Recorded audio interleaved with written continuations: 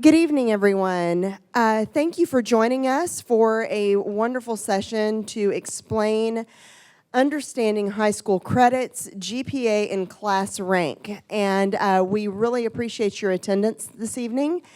And we will hopefully have some time to answer questions at the end. What I would like to ask you to do is whenever you came in, you received a feedback form.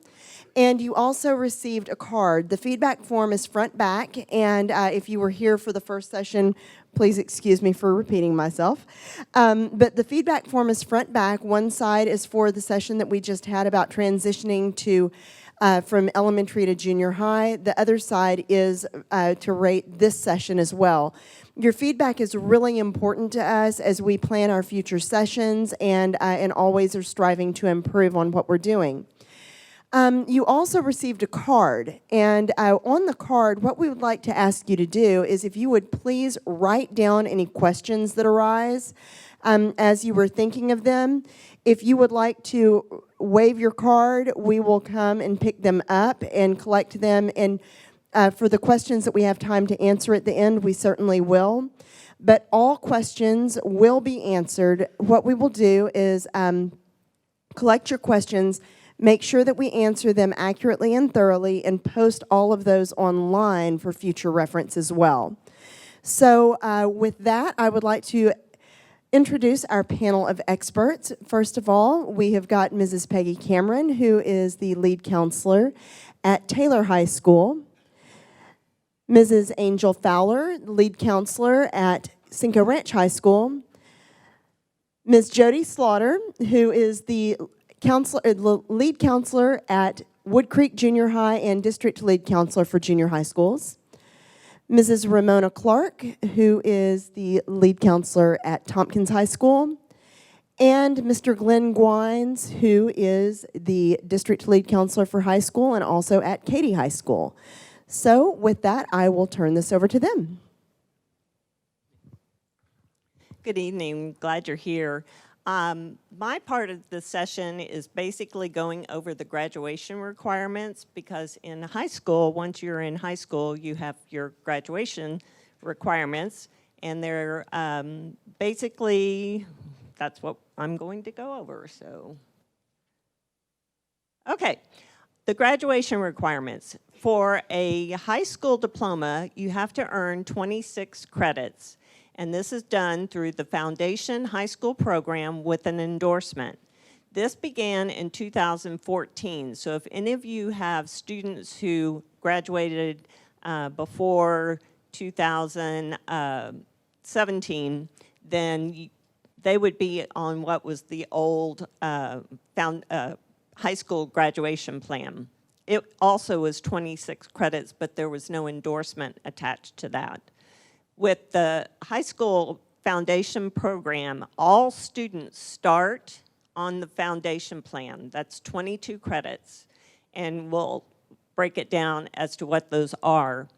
Then you're going to add your endorsement, and so the extra the extra math and the extra science, along with your endorsement, adds up to the 26 credits. Also, to earn a high school diploma, you have to meet the standard on 5 of the STAR tests: English 1, Algebra, Biology, English 2, and U.S. History. The freshman year, you will take English 1, Algebra, if you're taking it, and the Biology. Sophomore year, English 2, and usually most of our juniors take U.S. History. So by your senior year, you're done. You don't have to take any more tests as long as you've passed. So these are the different high school programs with the endorsement. All students have to have 4 years of English. That's just a given. There's 3 credits of math. Yes, it is online. 3 credits of math that must include Algebra 1, Geometry, and then a 3rd math credit. But the geometry and the algebra have to be done to graduate. On science, it must include biology, and then this is where we get into IPC, which is integrated physics and chemistry, or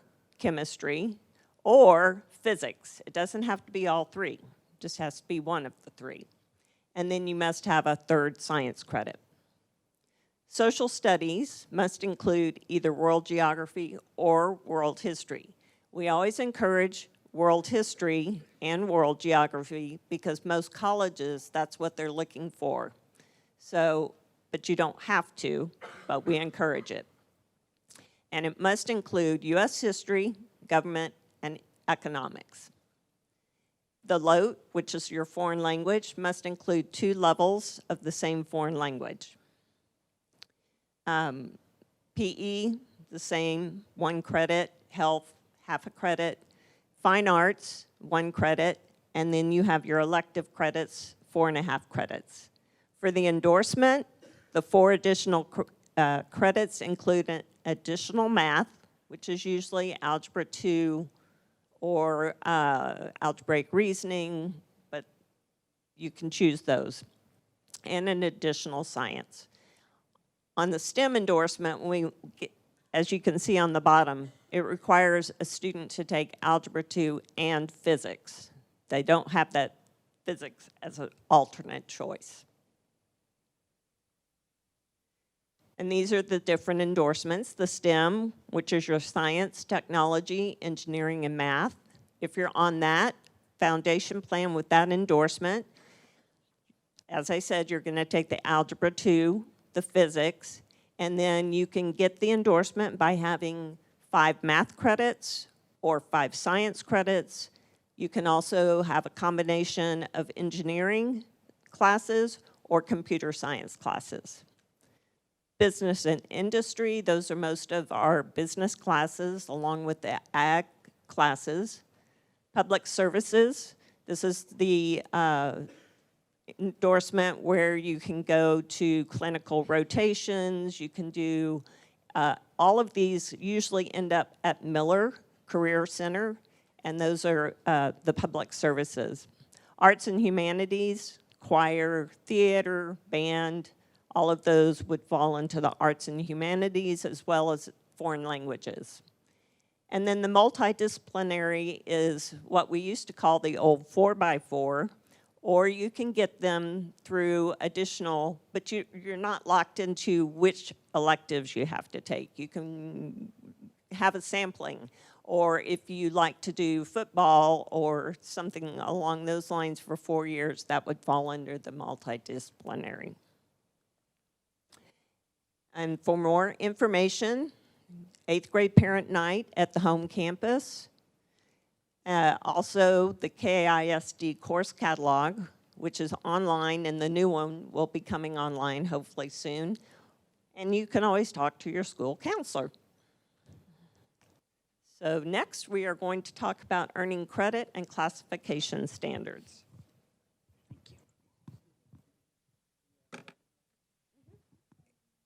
If you could write it down on your card, and we'll pick it up and we'll answer it when the whole session's over. Okay, good evening. Where's the clicker? Here we go. So I'm gonna talk to you about understanding what a credit is. A student will earn 1 credit for a course that lasts all school year, or half of a credit for a course per semester. Does that make sense? If it is a class that they are in where they are earning a grade throughout the first 6 weeks of school, at the end of the semester, they will earn, if they've passed the course with a 70 or higher, they will have earned a semester of credit, a half semester of credit. The following semester, the same thing. So for example, a freshman student in English 1 will earn a semester credit for the first semester and a semester for the second, finishing the school year with 1 total English credit. All of the credits all of the courses that a student is in throughout their high school career, where they earn a grade and that grade goes on their transcript, counts as a credit, all totaling up to 26 or more. Sometimes they have more. How are credits earned? Well, you sit in the class, you earn the grade, you earn the credit. It's kind of self-explanatory, but if you don't know what a credit is, you're kind of like, I don't get it. Study hall, for example, a student will sit in study hall all semester or maybe all school year if they choose to take it. And while they're in the class and present in study hall, they're not earning a grade in study hall, so they don't earn a credit. Attendance. So this is a bit different in high school from elementary and junior high because attendance does affect you being able to earn a credit. The state of Texas says that students need to be in their class for 90% of the time in order to earn the credit for the course.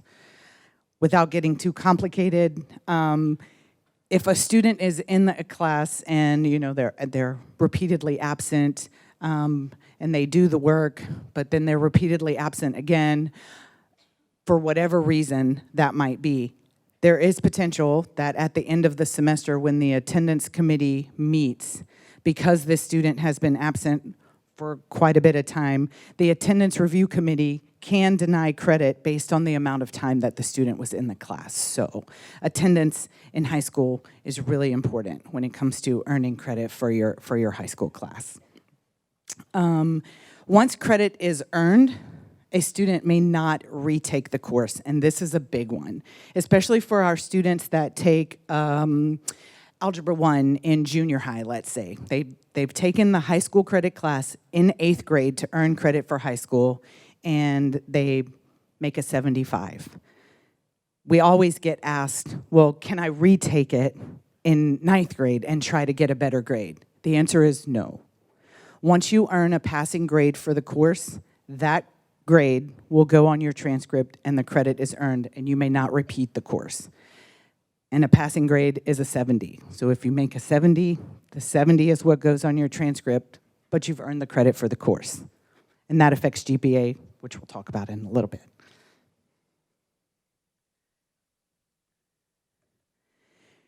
Your grade level classification is based on the number of credits that you earn in a specific school year. So the majority of our freshmen are going to start out with 0 credits.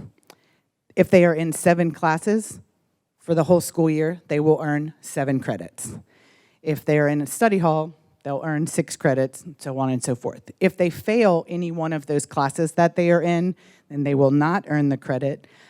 And depending on how they finish out their freshman year, will determine whether or not they will be classified as a sophomore the following year. And what that means is, if a freshman finishes their freshman year of high school with less than 5.5 credits, the following school year, they will be reclassified as a freshman.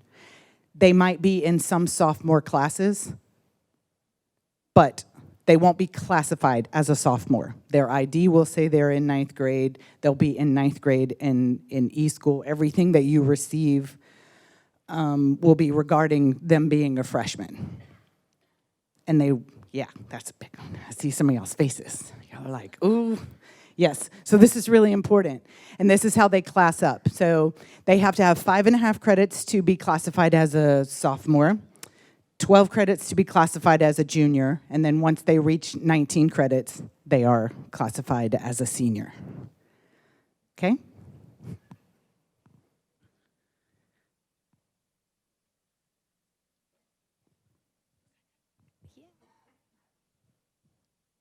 All right, so I'm going to talk about earning high school credit in junior high.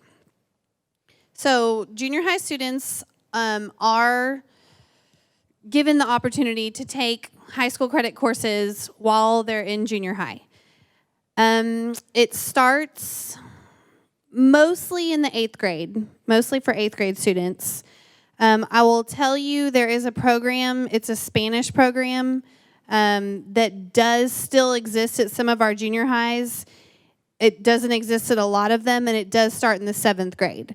So just pay attention to that course selection sheet, and there's a whole little box that talks about the high school credit courses, so you'll know which ones you can earn high school credit. Also, we mentioned the course catalog, and that's another place where you can read about what classes are offered and when. So which classes can a student earn high school credit in junior high? We mentioned algebra.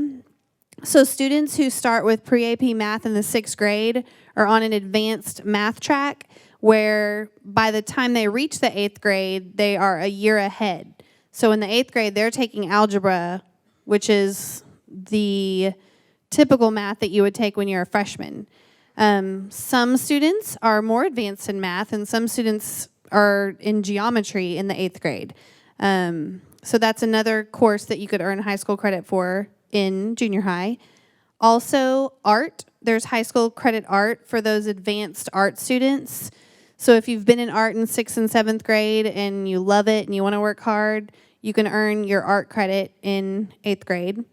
I mentioned Spanish, and I mentioned one of the programs. So most of our campuses have just Spanish 1 in 8th grade, and we also, a lot of the campuses also offer Spanish for Spanish speakers in junior high. Spanish for Spanish speakers, you qualify for that class by taking a test to determine you're a native Spanish speaker, and if you want to take a class to earn your credit, then you can actually earn 2 credits in 1 year. She was talking about how many credits you can earn per year, and there are a few classes, and this is one of them, where you can earn more than a credit in 1 year, Spanish for Spanish speakers in the 8th grade, if that's for you.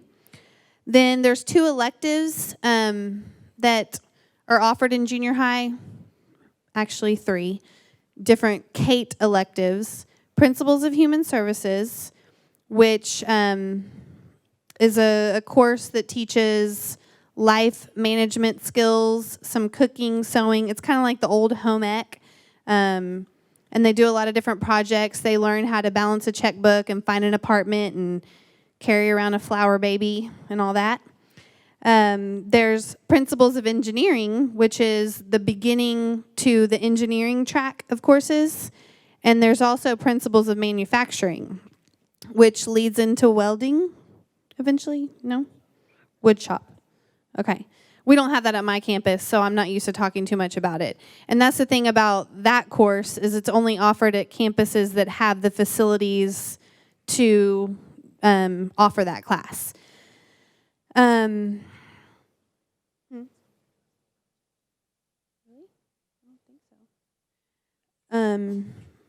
Okay.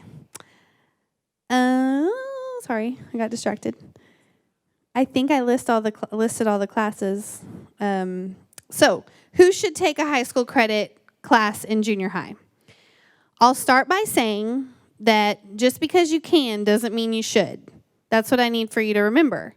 If you were in the first session, we kind of talked about how to decide what kind of classes your student should take.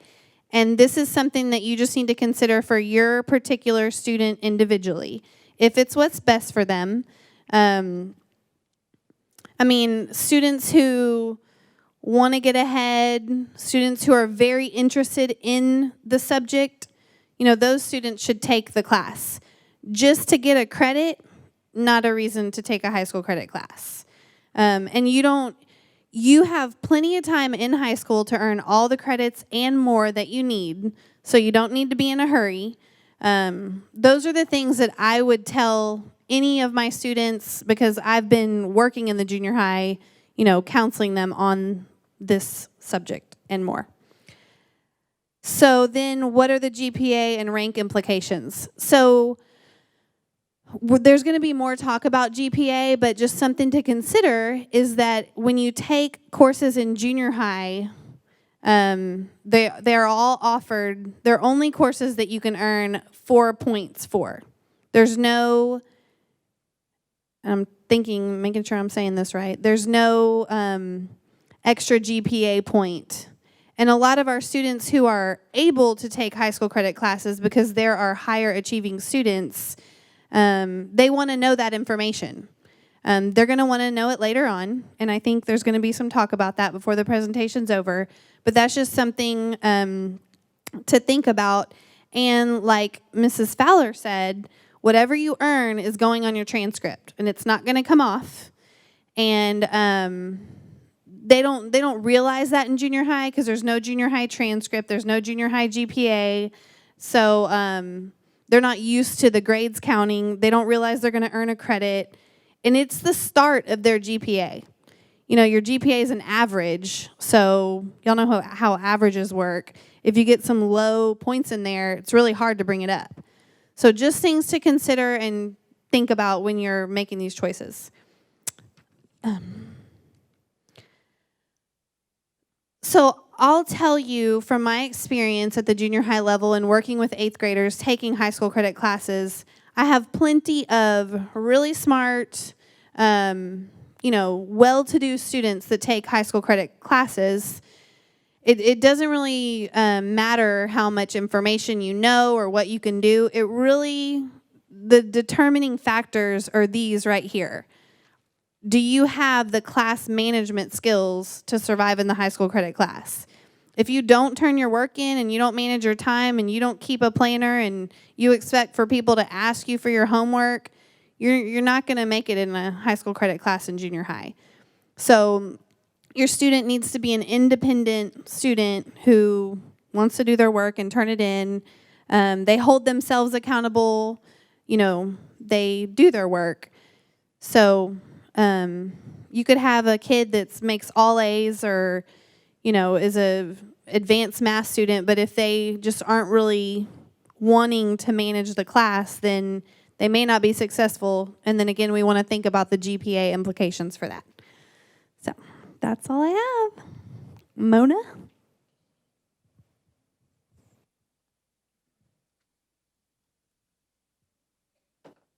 All right, my section talks about grade point average. How many of you have been to a graduation and you hear this number of the top person who has like a 4.888888, and you sit there going, how did they do that? I thought we were on the 4.0 scale. That's what my part is about. It's how our students can get above a 4.0 for a grade point average. Whenever students sign up for classes in high school, they're choosing courses, either a pre-AP or they're choosing academic courses. Now, pre-AP courses are for students who are pretty much, they're independent learners. They're not the student that you have to, hey, you got homework? Do you have homework? Did you turn in your homework? They may start off that way, but by the time they are finished with that course, they are an independent learner. They can do it on their own without. And there are a lot of things, like the teacher will tell them they need to read things at home, and they are self-sufficient. Okay, so that's the best way I can describe what some of my pre-AP students. Now, there is nothing wrong with taking an academic course. It's just that academic courses are those that they are college ready, but they're not as, the level is not as quick or as hard, and the expectations are not as high. Expectations are always high, don't get me wrong. This is Katie ISD, that's how we do it. But it's not, the pacing is not as quick, okay? So whenever you think about my child is gonna, and they're in a pre-AP class, whenever they make an A, a 90 to 100, that means they get 5 grade points to their grade point average. If they are in a pre-AP class and they make a 4, they make a B rather, they got 4 points to their GPA. Whereas if they're in an academic course, whenever they make an A, they get 4 points added. Whenever they make a B, it's 3 points, and so on. So our students who end up with the 4.88882255, they have taken lots and lots of pre-AP and AP courses. Okay, does that make sense? That's good. Other courses that they can choose are things like dual credit courses. Typically, when our students are in the 11th and 12th grade, they can take a course in dual credit. Dual credit, at this time, we're partnered with Houston Community College. It's an opportunity for our students to earn both high school and college credit at the same time. It is typically not as hard as AP, but again, it is a college level course. Either there's a teacher on staff who has a master's degree and has had additional training in order to teach the course, or someone from HCC is coming to our campuses and teaching that particular course. So don't get me wrong, it's not a fluff class at all, but it is just on a different level, and you get high school and college credit for it. Typically occurs in 11th and 12th grade. And then there's fundamental and applied courses. Those are students who are typically taking life skills, and that is things that you will learn in your ARD meetings if your child is on that particular level. Big thing you need to remember about grade point average occurs at the end of each semester. So when your child makes, let's say they made a B for the first 6 weeks, that's not your grade point average yet. Your grade point average is your first 6 weeks, second 6 weeks, third 6 weeks, final exam grade. All that averaged together gives you a semester grade. And that is how your GPA takes place. And as was said before, students earn high school credit, junior high for high school credit if they're taking algebra and some of the other classes that Jody mentioned. Summer school, Katie virtual school classes, all those classes count as part of your GPA. One of the biggest questions I get in my campus is if my child earned a B in a class, can I take that off? What's the answer to that? Can I take it off of my transcript? Y'all just going, no, you can't. There's nothing wrong with making a B, all right? This is Katie, I know, but there's nothing wrong with making a B. And it's kind of funny that I got the math part because I am not the math person, but I can count to 26 credits and I can help you out with grade point average. This is a prime example of how you can calculate your GPA. For example, this student is taking English 1 academic. They made an 87 in that class. They earned 3 points from that. They took algebra. They made an A. They got 4 points. Pre-AP biology, they made an A. They got 5. Remember earlier, if you take a pre-AP or AP class, that's on the 5.0 scale. This freshman also took AP Human Geography. In this course, they got a C. Due to the fact it's AP, that C counts as 3 grade points instead of 2. They took Spanish 2, they got a B, earned 3. They took football, got 100, we hope. They got 4. And then they also took health, and they earned a 96. You total all those points together, and you got 26. And this particular person took 7 classes, so you would divide that by 7. And for that semester, the student would have earned a 3.71. And you do that every semester. Every semester gets averaged in until they graduate, okay? That's one of the reasons why we tell our freshmen it's very, very important that you come in serious. Typically, the freshman year is the year that our students mess up or they make mistakes because, you know, they've been used to just not studying, whereas that it becomes very prevalent that they need to have a study skills and organizational skills when they're starting high school. Because I can tell you that's my biggest thing with my seniors. They tell me how they wish they would have done better their freshman year. Yes, ma'am.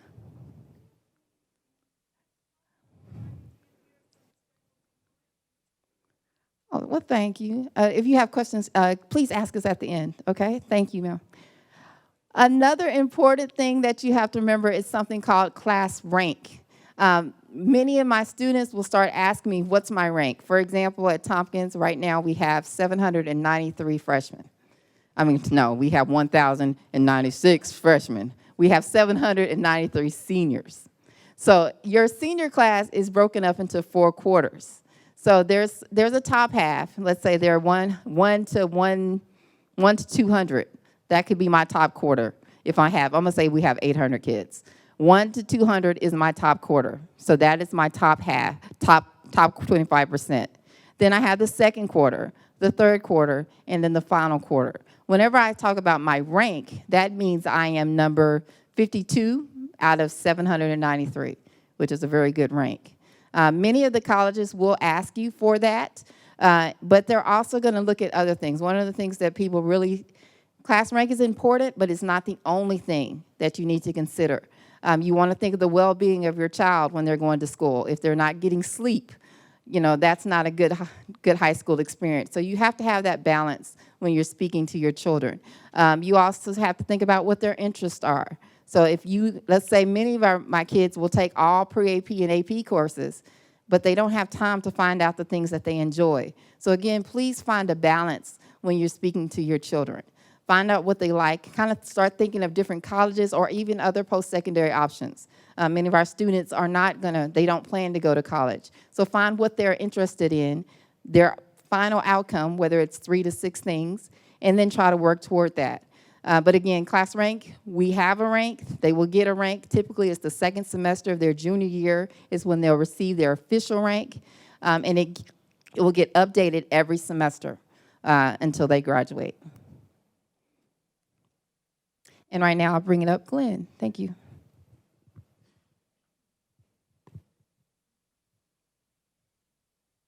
Okay, so now let's talk a little bit more about grade point average. And so I don't want to turn this into like, hey, here's how we play the GPA game. Some of you probably came here exactly for that. If you haven't heard of it, it exists, trust me.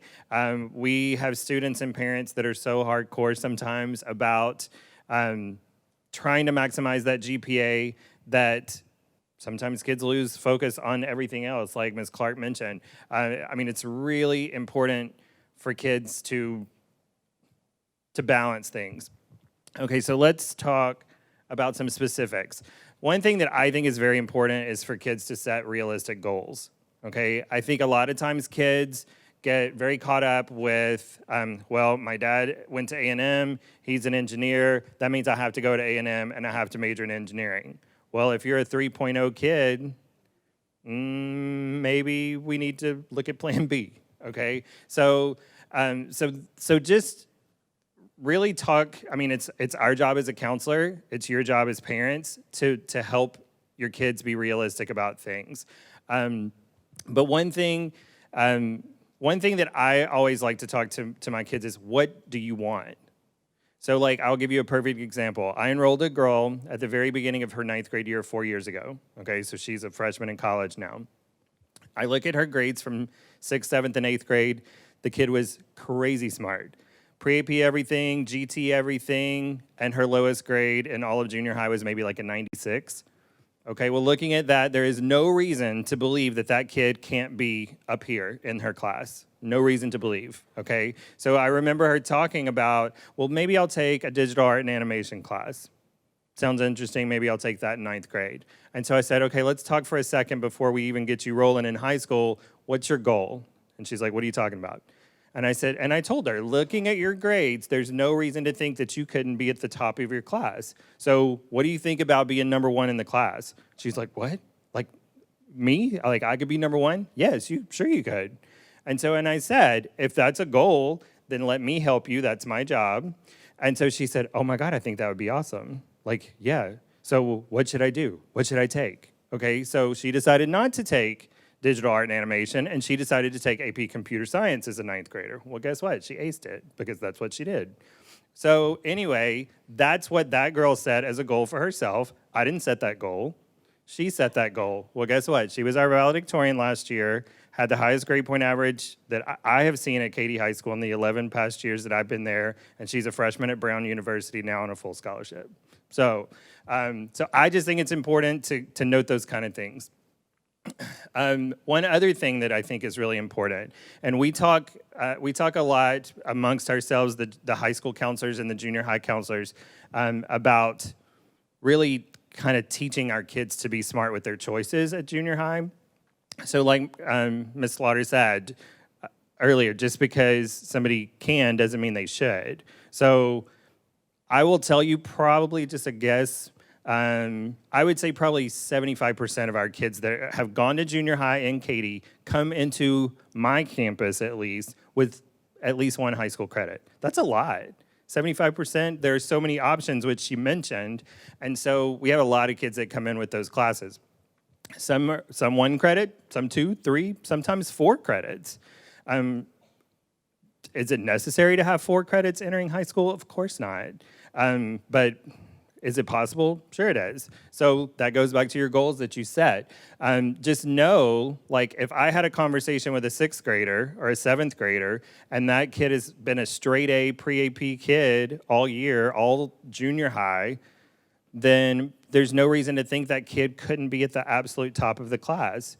Like in the top 10 kids in the class, in the top 10% for sure in the class. So that's where it's that's why we are there to help you guys to make the most informed decision. So for a kid that has always made straight A's, always made straight A's, and they've always taken the highest level, then maybe they don't want to take that woodshop class in junior high because that's a 4.A. So maybe they want to save that class, or save it, not take a high school credit class, so that when they get to high school, they can take an AP elective. I have kids and parents ask me all the time, is it possible to earn all of my electives at the AP level? Yes, it is. Every single one of them, okay? So Algebra 1 is a 4-point class, has to be a 4-point class. There's no other option. Health is a 4-point class, no 5-point option. The first 2 levels of foreign language are 4-point classes, no other option, okay? But if you take a 3rd year of a foreign language, or a 4th year, or even a 5th year, Spanish we have all the way through Spanish literature, which is the 5th year. Those are a 5-point option. Now we have a few more things. PE is a 4-point option. And then the other thing that used to always be a 4-point option was the speech credit. So now we have a new class that can earn a student a 5-point option for a speech class also. So if you look at, out of 26 credits, there are potentially only 4 classes, 4 credits that are a 4-point that have to be. So if you're looking and like she mentioned before me, somebody that has a 4.88 whatever, it sounds like it's unrealistic. Well, for most students it is. But if somebody took only those 4 classes at a 4-point level and made A's in those, and the other 22 or 23 or 24 or 25, however many credits that they had, were all 5-point level, and they made A's in every single one of them, that's where that 4.8 something comes from, okay? So just know it is possible. Another thing that you will hear a lot about, and we want to make sure that we inform students and parents about this, are GPA exemptions. Okay, so a lot of times if we're talking just the number, just the calculating of the GPA, if someone is in athletics all 4 years, that's a 4-point PE class in 9th grade, and then 10th, 11th, and 12th grade, that student can take what we call a GPA exemption. What that is for is that allows the students to still participate in their extracurricular class and it not calculate as that 4-point GPA class. So for me, like I do this every year. I go through all of my kids, my 10th, 11th, and 12th grade kids, and I see anybody that has a 4.0 or higher that are involved in those extracurricular classes, and I make sure that I talk to that student about taking their GPA exemption. So if we were to crunch a number, just like that example that was just shown a minute ago, and you look at pre-AP or AP level in everything, and they're all A's, 5 and 5 and 5 and 5 and 5 and 5, divided by 6, guess what? That's 5.0. It's possible to have 5.0 for a semester. We have plenty of kids that actually earn a 5.0 for a semester. The tricky part, though, is are they in extracurricular stuff, and does that hurt them? So if you're a straight A student in those pre-AP and AP classes and you're in orchestra all 4 years, or dance, or choir, or band, or athletics, or any of those, then it does benefit you numbers-wise to have that 4 just not count. The credit counts into your 26, the GPA does not calculate in. Okay, so just make sure that you're aware of that. Those applications are typically due within like the first 3 weeks of the school year. They do not have to reapply in the spring. You just turn in one form for the whole year and it's taken care of. So if you have questions about the GPA exemption, if you should do it or if you should not, say that your kid's a 3.8. 3.8 is good. A lot of people would be completely happy with a 3.8. If you have a 3.8 though, and you get a 4 in band, guess what a 4 does to a 3.8? It brings it up, okay? If you're a 4.4, a 4.0 will actually bring that down. So that's why if you're at the 4.4, you want the exemption. If you're at a 3.8, you do not. If y'all have questions about that, like come and see me after and I'll kind of explain a little more. Okay, the 4.0 only class is already talked about. And the 5-point, I kind of mentioned that a little bit too. But a lot of times students don't realize all of the options that we have, like the electives. We have 3 different levels of computer science that are a 5-point option. That's 3 electives. Some campuses have AP art history or AP studio art. So those classes are a 5-point option. Say that someone is really strong in math and science. If you take Algebra 1 in 8th grade, and then geometry, Algebra 2, pre-cal, and then as a senior, say you take calculus and statistics, that's 2 electives that are both at the AP level, which means that they're 5-point classes. We have plenty of sciences. There are even more science options than math options.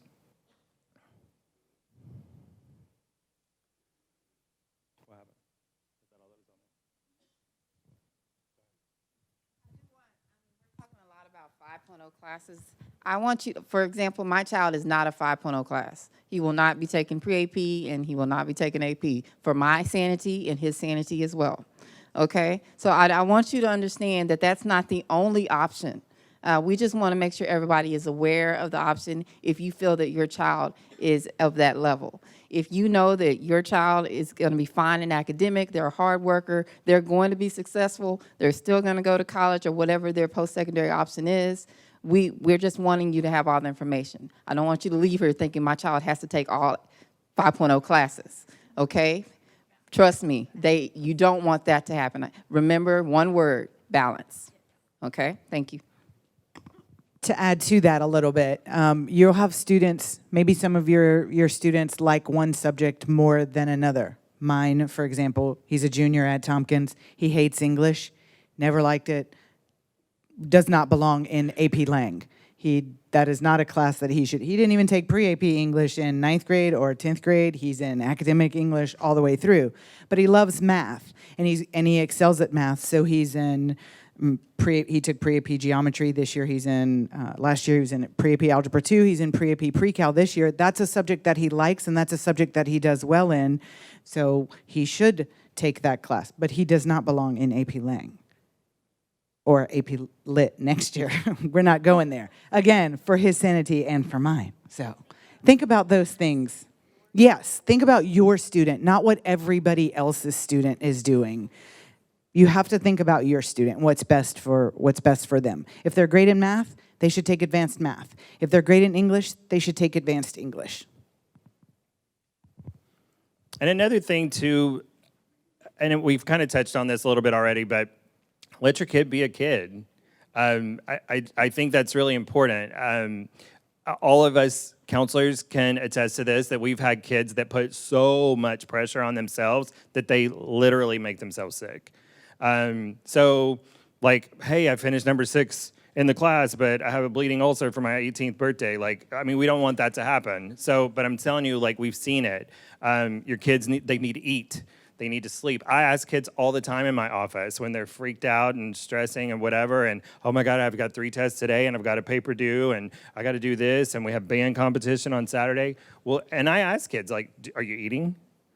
Like, granted, y'all know most kids will eat, but you understand. Or like, oh, I've been studying since I got home. I forgot to eat.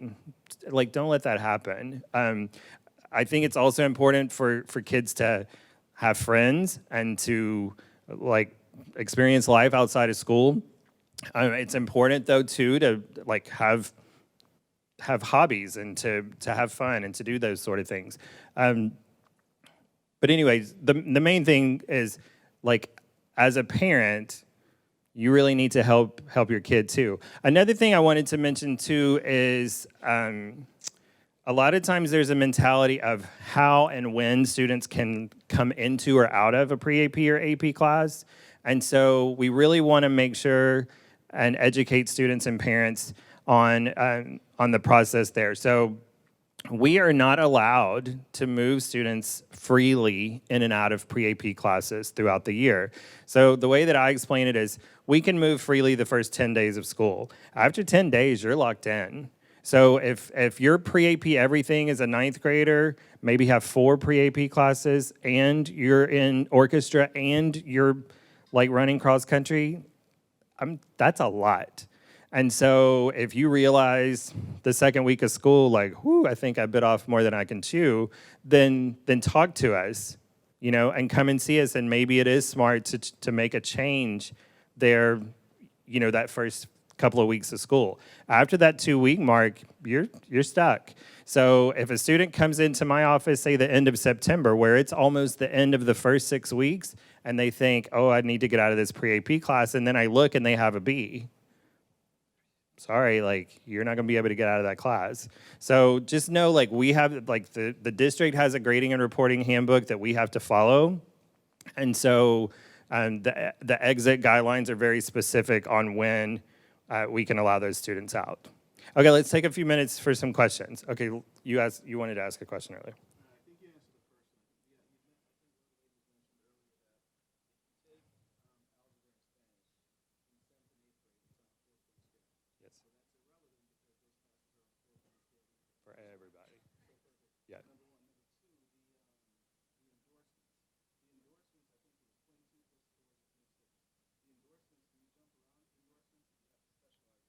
Okay, these are good questions. So he asked, first of all, he wanted to make sure that Algebra 1 and Spanish 1, if they are taken in 8th grade versus taken in 9th grade, is the GPA the same? And the answer is yes. So that's a 4-point class forever and ever for everybody. The other question was about endorsements. The endorsements, and I understand that part's a little confusing. What I always tell kids and parents is pick the class that you want to take, and then your endorsement will find you. It really does. So if you're really into computer science, sign up for that computer science class. If you like it enough that you'll keep it for like 3 years, then you're going to earn a STEM endorsement. But the question really was, can you bounce around from endorsement to endorsement? Sure you can. So like, say that you're a public services endorsement. In 10th grade, you take Principles of Health Science. And then after taking that class, you think, ooh, I'm out. I don't want it, okay? And then you think, well, now maybe I'll shift and take some business classes. Can I switch to business and industry? Yes, you can. You can also graduate with multiple endorsements. It's actually pretty easy to graduate with multiple endorsements. Okay, other questions?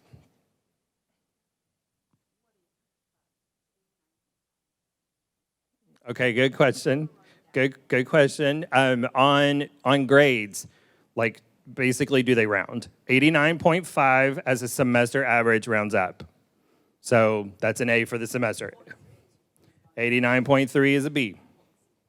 Yep. Ladies and gentlemen, we are looking through the questions. Those that we can easily answer in the 10 or so minutes that we have left, we'll be happy to do so. However, if for any of those questions, whether we answer them here in person this evening or if we do not have time to get to them, then they will be posted online, as will the entire presentation. We saw some people taking pictures of the slides, but we will have these online for you. This question is, do colleges prefer one endorsement over the other? Actually, colleges don't prefer one endorsement over the other. For many Texas, it's a Texas thing. There is, let's say if we have a STEM endorsement and you're going to engineering, it would make more sense for you to take more math and sciences courses, but colleges don't have a preference regarding endorsements. They're just looking to make sure that your child has graduated and that you will be paying your fee on time. Okay? Next question was, do counselors meet with every 8th and 9th grader student one-on-one? I really do believe that we do. As part of course selection, both at the junior high and the high school level, we do meet individually with each student and go over the courses that they have signed up for, just to make sure that those things are accurate. Many campuses will also have parent nights in which you'll get a lot of this information again to make your final determinations regarding fall classes. One of the questions was, what is an endorsement? Earlier, you saw a whole listing of endorsements. Some people are fine arts, arts and humanities, STEM, which for mostly our STEM, business endorsements. That's just, I always kind of compare it to, that is your major. That is your field of study that you will take. If I'm a business endorsement, that means all the electives that I take will be pretty much under the business level. I'll be taking typing, I'll be taking accounting, things like that, okay? Okay, well, let's see how quickly I can answer a couple of these. This one says, do high schools offer any college credit courses? Yes. All of our high schools offer some dual credit. That just depends. That's the class that's really an HCC class. So, and that class, starting with this year's 9th graders, is actually a 4.5 GPA class. So it's not a 4, but it's not a 5, it's a 4.5. And then AP classes. So if your kids come in with pre-AP and work themselves into an AP level, the AP you prepare all year to take the AP exam. AP exams are in May. And then based on that score of that exam, you could be issued college credit by that different university. So I have 3 questions here that I can kind of answer together, and they're about taking pre-AP classes and even registering for your courses. So one of the questions is, how does the pre-AP AP classes affect the rank compared to the student taking all academic classes? That's an interesting question, but really your rank is going to be determined by the grade that you make in whatever classes you choose. So I think, and what we heard was, look at your student, decide which classes they will excel in, just that student. I was a high school counselor before. I'm a junior high counselor now. And I would always tell kids, take the classes that you can make the highest grade, because that's how you're going to get your rank. And another question about pre-AP classes is there any special classes or training provided for pre-AP classes, or do students need to attend to learn how to take a pre-AP class? No, there is not any sort of training for taking pre-AP classes. I would say, besides the fact that taking pre-AP classes in junior high prepare you for pre-AP classes or AP classes in high school. So that's why we encourage kids to try anything you want in junior high when it comes to taking pre-AP classes, because you're going to find out what I may be successful at in high school. I just want to touch on this one real quick because I'm sure a lot of you have something similar to this. Universities in the state of Texas, public schools in the state of Texas do still have the top 10% rule in place, except for University of Texas. This year's senior class, you have to be in the top 6% of your graduating class to be automatically admitted to UT Austin. All the other public schools, if you're in the top 10%, you're automatically in. And then if you want to know specifics about like what GPA can get your kid into the top 10%, check your school's website for a school profile, and you'll see on there exactly what last year's GPAs were.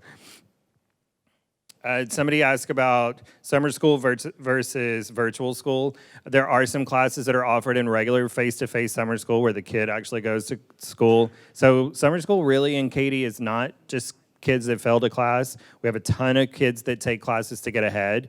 So registration starts early April and goes about 6 weeks on campuses. You can find information on the Katy website about summer school classes. Virtual school, very similar, but they don't go to a class. They actually just take the class online. KatyVirtualSchool.org is that website, and you can check out, you can see the classes offered, when the classes are offered, when the semesters start, and all of that sort of thing.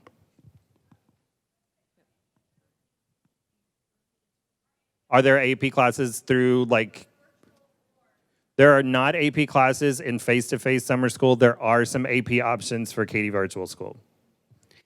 This question is, how many classes do students take in each semester? And the answer is 7.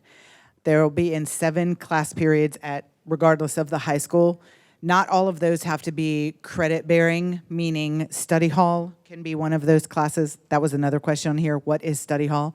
Study hall is just that. It's a class period that a student can choose to take where they are in a classroom or in the commons. It's a quiet study hall where they have that period off. There's no instruction that takes place, and they can use it to get homework done, study for tests or quizzes, and it will be one of their classes during the day. They don't earn a grade for it or a credit. Yeah. I did, yeah.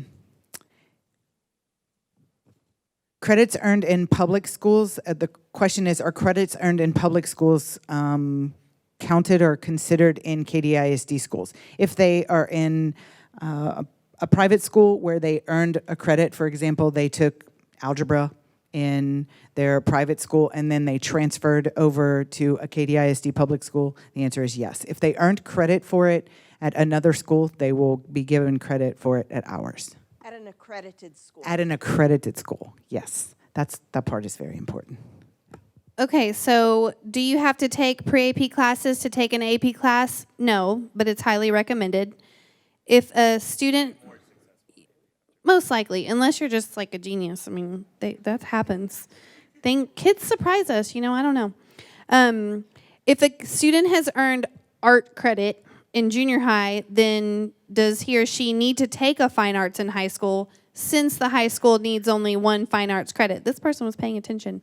True, you only need 1 credit of fine arts to meet the graduation requirement, but some students take beyond in any of the areas that are required. So you only need this many of whatever course, but you can take, as many as your heart desires and that you have time for, as long as you have all your other courses that are required in line. And another one real quick that's you guys probably want to know if you don't already know. What semester do kids register for their first semester of 9th grade? What is the reason a student, oh wait, let me answer that one first. So in the spring of the 8th grade year, students will be choosing their classes for 9th grade. It starts in January and goes on until about spring break. That's when the course selection process for 9th grade happens. The last one is, what is the reason a student would take a high school course in the 8th grade? The risk is, if the risk is a low score, well, for one, you can get some of your required courses out of the way. But that's the thing, if they really want to do it, but nobody has to do it. So, you know, yes, it's a risk of whatever grade on your transcript, but if you think you're ready and you take it, you're fine. But you don't have to do it. So don't feel pressured if you're just not sure. Okay, I think this one's a good question. How does the pre-AP 5.0 scale improve college placement opportunities for a student in comparison to a 4.0 scale? It really depends on the grade you make. If a student makes a D in a 5.0 class and they make an A in a 4-point class, that 4-point class gives them more GPA points. So I see it all the time where kids feel the pressure of having to take that pre-AP or AP, and they teeter right on that 72 down to a 67, back up to a 70. Well, that's a D. And so if that semester grade is a D in a pre-AP class, that's only 2 points. That's a 2.0 GPA. There aren't a lot of colleges that want a 2.0. So if you make, like, I know I work with someone that says, well, my kid's in all pre-AP, in all academic, because we think she can make all A's in all academic. Well, all A's in all academic is a 4.0. Well, a 4.0 beats the heck out of a 2.0. So it really depends on the grades that are made in those classes. For college, when kids apply to college, they look ultimately at two things right off. Where do they rank in their class? What kind of ACT or SAT score do they have? If they meet automatic admission requirements based on those two things, no more worrying, they're in. If they don't, or they maybe are then looking for scholarship money, that's when you go into the more specifics. What kind of classes did this kid take? Has this student had a job, an internship? Are they involved in athletics? Are they involved in extracurriculars? Are they a class officer? Like all of the total package, that's where they really factor in, like for a review process for admissions. One of the questions was, when do you take the SAT or ACT? Typically, you take that sometime around your 11th grade year. There are a couple kids who are earlier. They might take it the summer before their 11th grade, but usually around 11th grade after they have taken Algebra 2. That's usually the time that you'll take that. If your child is ESL, of course, we want them to get as strong of a English backing foundation as possible, but it does not have to happen 9th and 10th grade year. SAT and ACT can happen 11th grade. It can also, a lot of kids even retake it their senior year. Another question was, what do you have to do in order to attend class at the Miller Career Center? Miller Career Center is an outstanding program that we have in KDISD. It has auto tech programming, there are computer programs, there's clinical rotation, all kinds of things. The counselor from Miller actually comes to our campuses, and they have an open house that they have in the spring as well. I highly recommend you to go. Typically, Miller career students, they take those classes their 11th or 12th grade year, and they apply pretty much around the same time as we are doing course selection. You have to apply, you have to get accepted. Those classes count as elective credits. So it just counts as a required elective that you see that is required for graduation. Another question was, can my student take summer school class just to get ahead and transition from 8th to 9th grade? Let your child rest. No, no, they can. That is always an option. A lot of our students will take AP. Actually, world geography is a popular one that a lot of students take, health and speech and things like that. But again, that's between you and your child. It's not required, okay? And grade specific. There's certain courses that certain grade levels can take. There's prerequisites. For example, I have some freshmen who say they want to take government and eco. No, you can't take that until after your 11th grade year. So you'll see those. Okay, ladies and gentlemen, we have reached the end of our time allotment for this evening's presentation. If you do have additional questions that have arisen, please do write them down. we would very much appreciate your feedback forms, and there are black bins in the foyer to collect those. Thank you so much for your time this evening.